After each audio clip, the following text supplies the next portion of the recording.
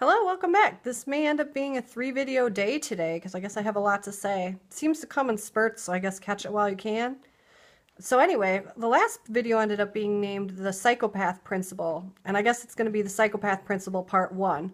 What the Psychopath Principle that I've created or discovered entails is the realization that psychopaths make up 4% of the population on average in a given community. That's 1 in 25 people. That means 1 in 25 people cannot feel feelings or emotions for other people. That's very key. They might be able to feel narcissistic feelings for themselves, but they're not able to feel true, like a sense of danger for other people. You know what I mean? Like, I listened to this guy who found out late in life that he was a psychopath, and all of a sudden things started making sense. Like, when he would take his son on ridiculously dangerous hikes, and his wife would be freaking out, please don't take our son on that, that's too dangerous. And the son, you know, was young and just following dad and was terrified.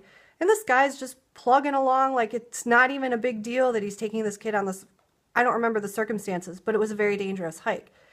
He recalls this later after he realizes that he's a psychopath and points to this as one of the things where you can go, yes, this means I am a psychopath. I have no concern in most situations for other people's safety.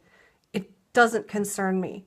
I'm not about it. It doesn't register. Whereas the rest of us, you know, I see broken glass on the sidewalk when I'm walking with my dog, and I'm in a frantic disarray trying to get us to avoid that so he doesn't cut his tiny little helpless feet. You know what I mean? Like, it's just a complete difference in how one interacts with other members of your community. And I would say that with a psychopath, they do not interact in a positive way. Anyway, so the psychopath principle is that 1 in 25 people does not have human emotions for all intents and purposes.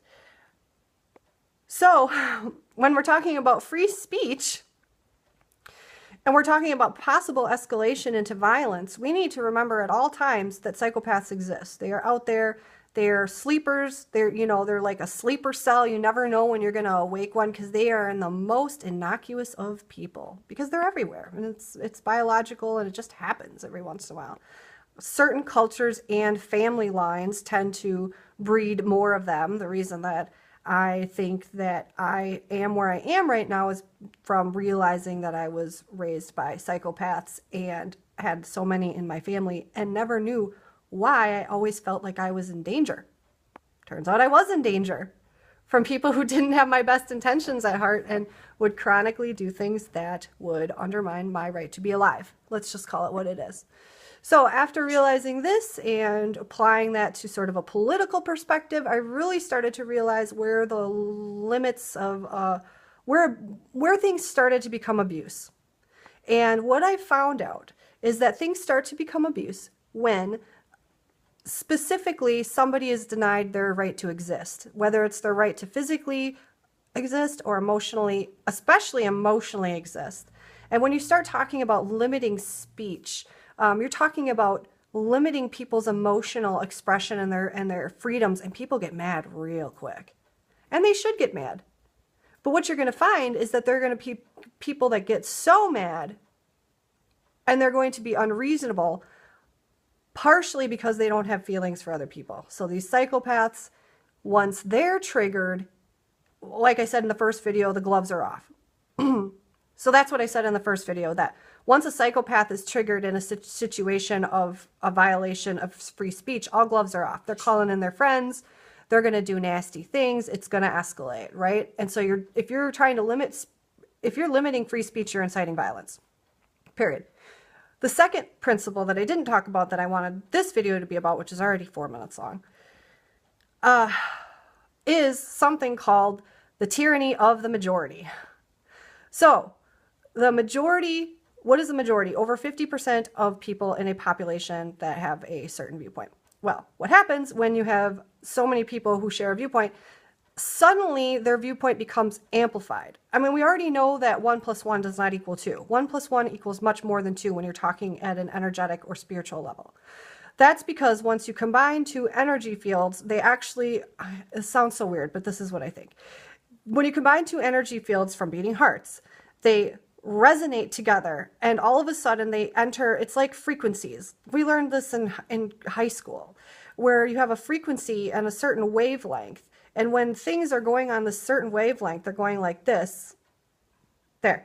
They're going like this or whatever. They're heading along the path. Okay, they hit something that's also at the same frequency, and boom, all of a sudden these waves get bigger. The frequency, that everything is amplified. Everything becomes greater when these two come together. You can hear this in terms of, like, for instance, think about when you're thinking like two clarinets playing the same note. When they really hit the pitch at the same tone and they really are spot on with it, it sounds loud as fuck. It really does. And it's because the wavelength is amplified. Use that principle when we're talking about the electromagnetism of the heart. You get two people who are in a situation together and their frequencies together now equal more than 2. They equal 2 plus some additional number. It's probably pi, because everything is pi.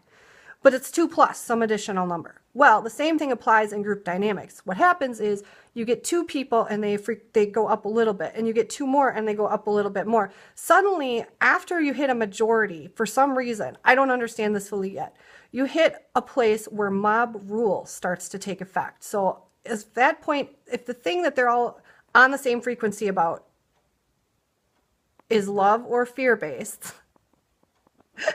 those are the only two that I can find that seem to really resonate, either the really high end or the really low end, right?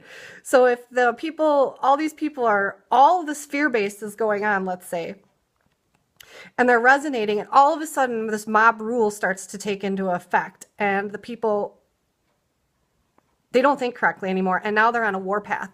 They're insane, they're on a warpath, and you know who they are out to get?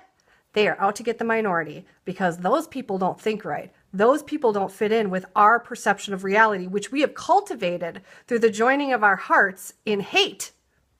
In hate. We've joined our hearts together in the frequency of hate. And now these people who refuse to be on that frequency with us, they are suspect, and we must get them. I swear to God, this is just what I'm picking up. So what happens now is you've got one group telling the other group that they can't speak, and the other group, the minority, retaliates. And in the meantime, you've got the majority who thinks it's well within their rights to torture the minority, because the minority are subversive to the wavelengths, the very wavelengths that the majority is on. I don't fully understand it either. This is just what I get and what I'm picking up and what I've put together. You can take it for what it's worth. Think about it, though. Roll it over in your head and see what you think. I think that when you get a majority of people together and their frequencies all align in love or hate, especially hate, causes people to act irrationally. All of a sudden, they jump over into mob rule. Combine that with the psychopaths who will go to any length. And once you've enacted mob rule, you have enacted the psychopaths to act at their discretion. Now, their method is the preferred method because it does not consider humanity, remember? And so once you've tripped over into mob rule and you've said the minority of people are outcasts and we must get them because they do not share our frequency, now you are allowing and you are giving the psychopaths the go-ahead to start their methods. You turn the rule and law and order over to the psychopaths when you jump into a majority that is exhibiting mob rule. That's part 2 of the psychopath principle, and I hope you are enjoying these sessions.